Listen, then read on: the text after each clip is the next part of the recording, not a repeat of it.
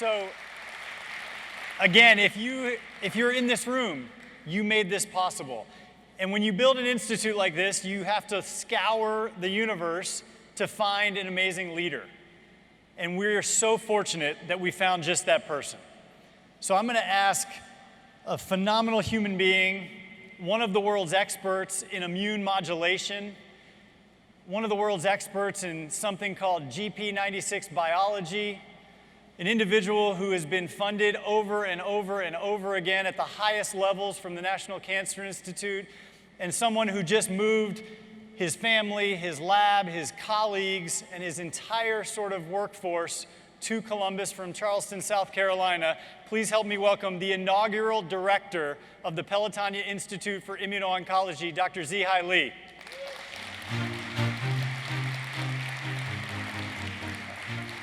Really amazing.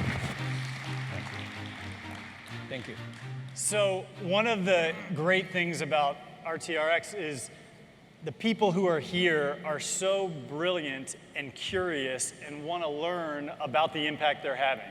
And I'm sure everybody here has heard of immunotherapy or targeted therapy or precision medicine or all the things that are out in the media today, but why is immunotherapy so important?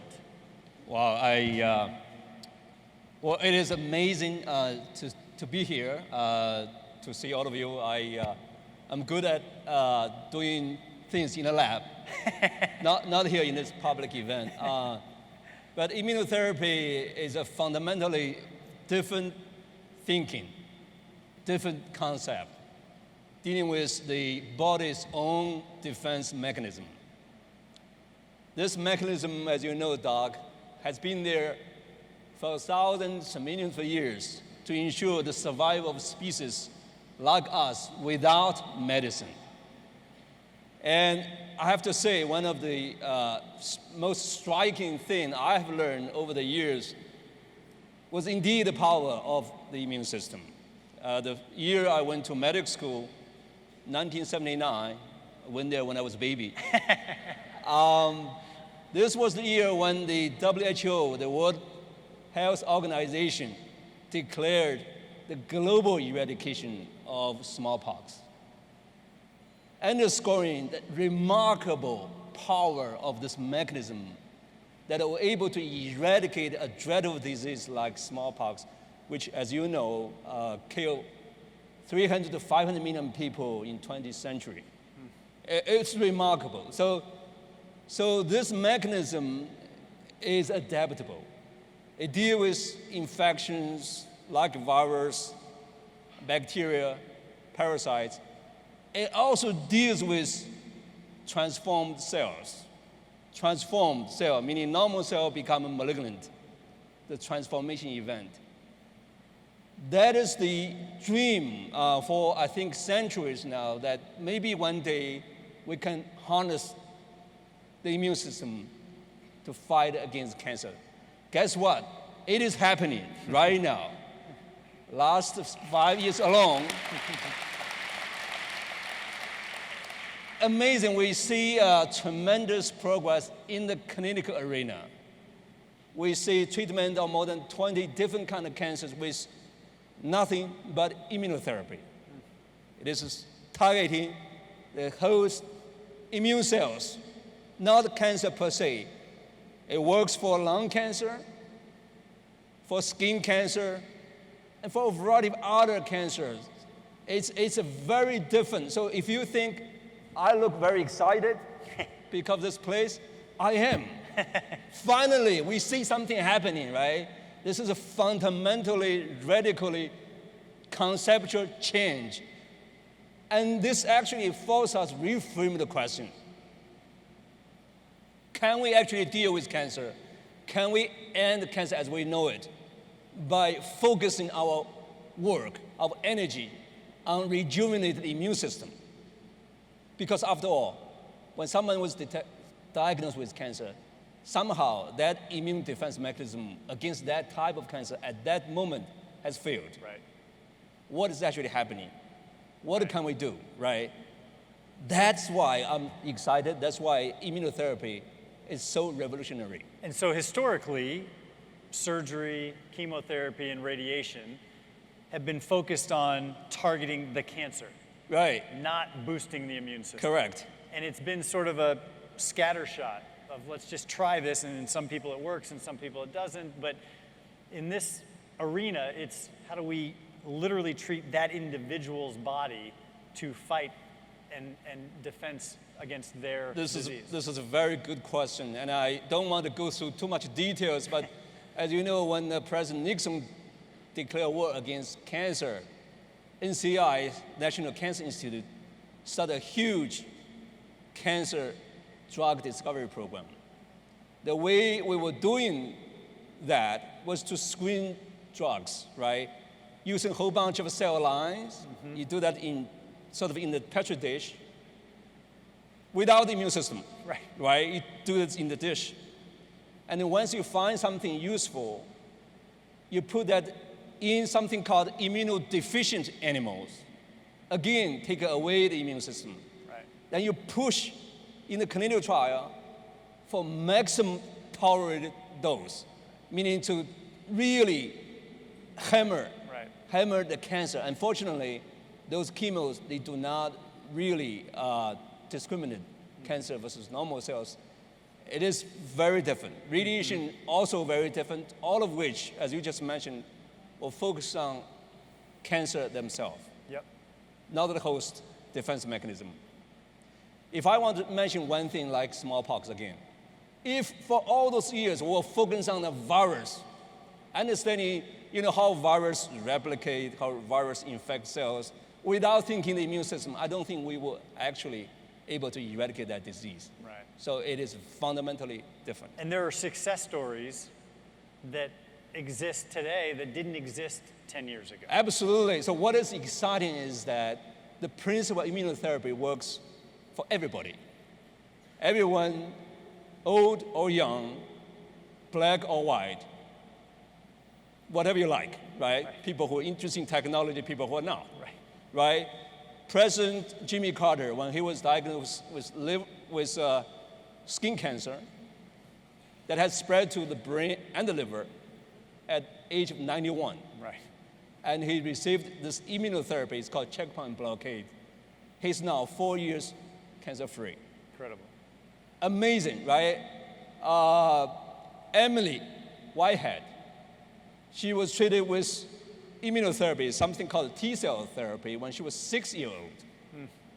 And now she's 7 years free and become the spokes, the cover kid, right? The spokes child for this revolutionary immunotherapy. It works for everybody. That is why it's very exciting. So what are you excited about as it relates to this new institute? Like, why do we need this institute? There's a lot going on, but this investment that this community has just made. Right. Like, why are you so optimistic? Well, this is truly something very close to what I'm thinking, right now in my heart, right?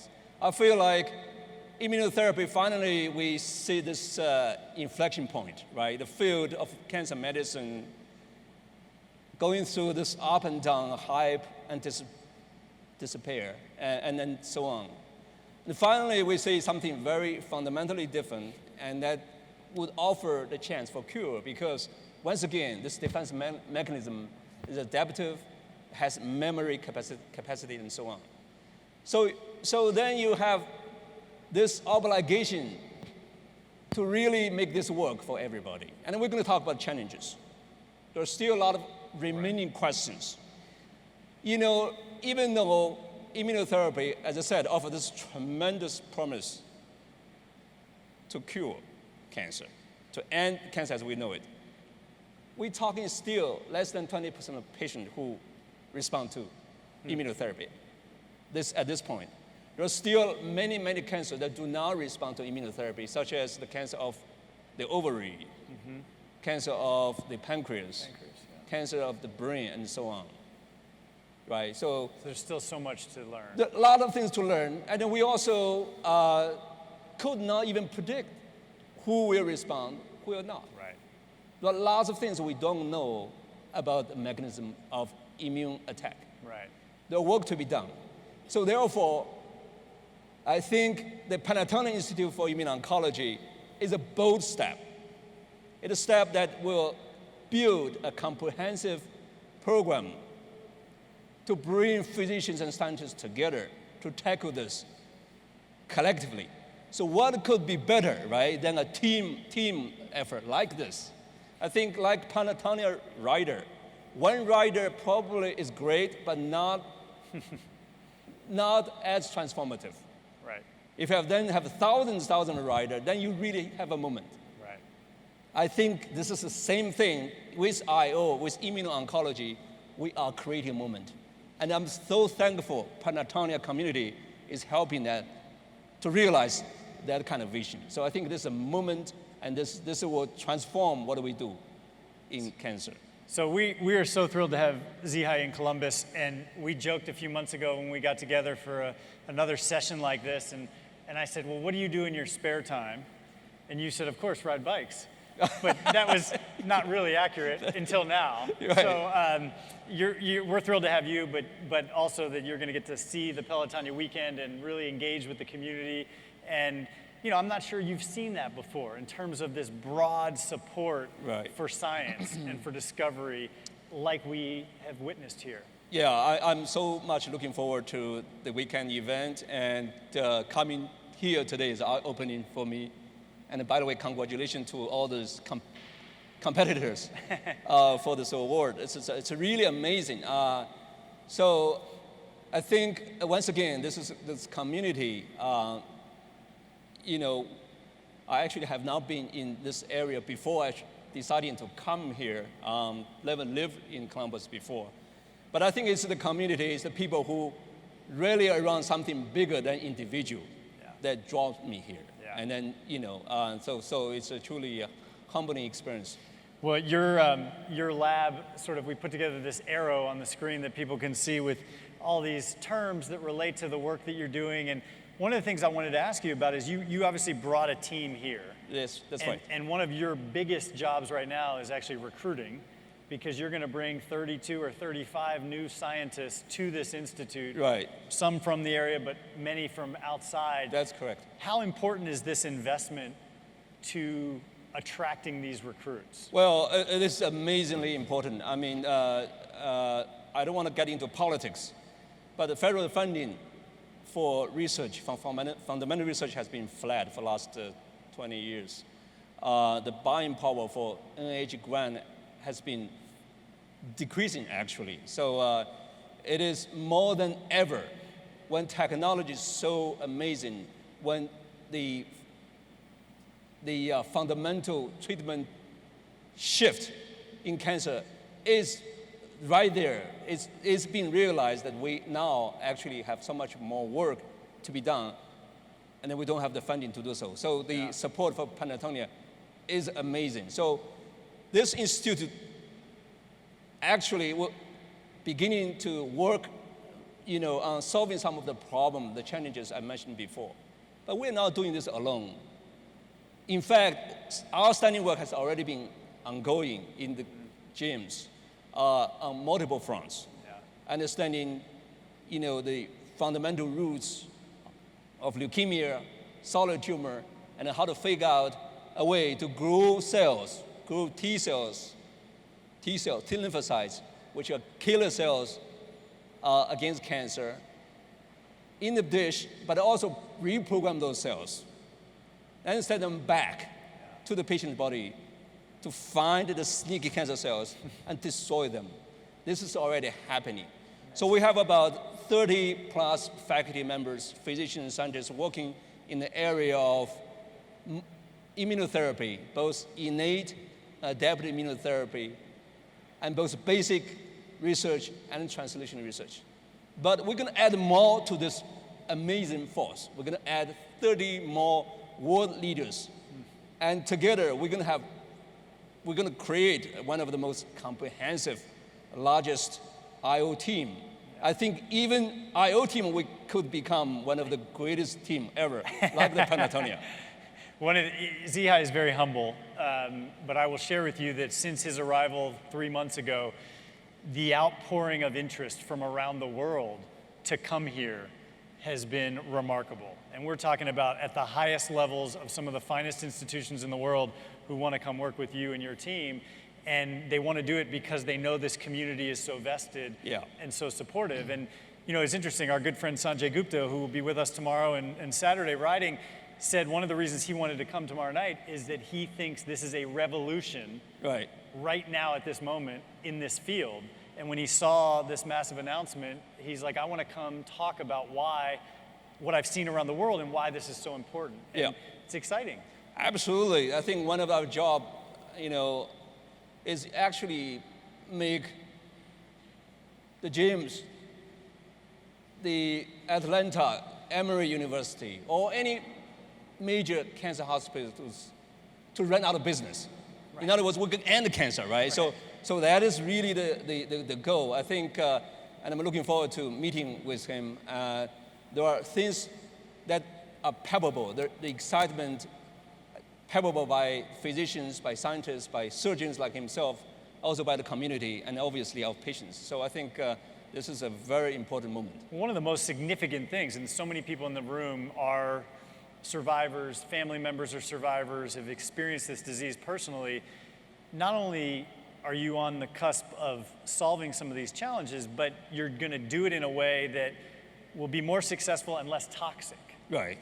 With less side effects, less long-term effects, which is a huge issue, the quality of life of people who are diagnosed. Absolutely. So again, this defense mechanism we're talking about is very specific, right? So if you look at my body right now, I have T cells specifically recognize smallpox virus, even though the virus is not floating around. That's because of this specific memory killer cells in the body. And that cell will not recognize anything else, normal cells, liver or lung and so on. So let me actually talk a little bit about the specifics. So when we build this institute, like building any other organization, three things are important. One is indeed talent, you just mentioned. We need to attract people, world-class people, to come here and work together. This is already happening, as you mentioned. We already have about a dozen people visiting us from premier organizations. So that is happening. Second thing is technology. We're going to build amazing so-called immune monitoring platform so that we can actually analyze every single patient's cancer cells in excruciating details. What went wrong, what button we can push to actually fix the immune system so that we can actually do something about it without harming other normal organs. So second thing, technology, very important. Third thing, of course, are specific scientific areas. And we are undergoing a strategic planning process. There are several areas we're gonna grow and expand. One is indeed cell therapy. Again, to expand cells that you already have or people already have, you can harvest from the tumor, you can harvest from the blood, and then grow those cells and send them back for treatment. So cell therapy center, we also create so-called gene and immunity center, immunogenomics, to study the differences between cancer and normal cells and the relationship between abnormal pathways and the normal pathways, how that actually affect the development of cancer in the first place, so that we actually can generate so-called a therapeutic vaccine on an individual basis to treat that particular patient. So that center. We obviously going to create translational center. That is, convert the bench discovery into bedside practice. And there are a lot of things we're going to do. And then those three areas, talent, technology, and science, I think that will differentiate us, and that will make us, one of the formidable forces in cancer medicine. So just to close up this discussion, if we are sitting here 10 years from now, right, and you've recruited the world's best team of scientists and physicians, right, where are we? That 20%, right now 20% of patients are responding to immunotherapy. Right. Where can we be in 10 years? Well, 10 years from now, I'm a very optimistic person. So I think very likely we will approach cancer differently than we do now. And I think patients know right now, immunotherapy mostly reserved as a last resort. When everything else failed, you think about immunotherapy. I think 10 years from now, we will approach this very differently. We're going to probably introduce immunotherapy upfront. Yeah. That's one thing. Second thing, we will know much more about all those buttons and pathways I mentioned, buttons and switches that control the immune system on individual basis. So we will have a technology to be able to tell what actually happened if the patient can give us 1 drop of blood. So that, I think, will happen. And number 3, as you said, we will change the number. We'll move the needle, not 20%. If it's 20%, I will not be very happy. So you don't want to say You don't have a job. Exactly. So that's not going to happen. So I think all those things will be very, very different. I think together we indeed, I mentioned before, again, smallpox, such a dreadful disease, we can actually eradicate from the planet. So thinking big, thinking bold, that we'll end cancer as we know it, actually is not a crazy thought. It's amazing. It's not crazy. And one of the reasons I love spending time with Zihai is that he's sort of, it's a great metaphor for how Pelotonia was built, right? One more rider, one more volunteer, one more donor, one more virtual rider. You're just attracting more people, more scientists, more patients, more people to your team that can help you learn faster and discover more. And I guess to close, what would you say to this group in terms of they're making it possible? Well, you are doing this. This is your institute. So I think together it's not just scientists and physicians, it's the community. It's everybody. I think together we can achieve wonderful things. And that would, immunotherapy is not an exception. So thank you. Join me in thanking Dr. Zihai Li and thanking you for everything you've done to make this possible. Thank you. Thanks so much.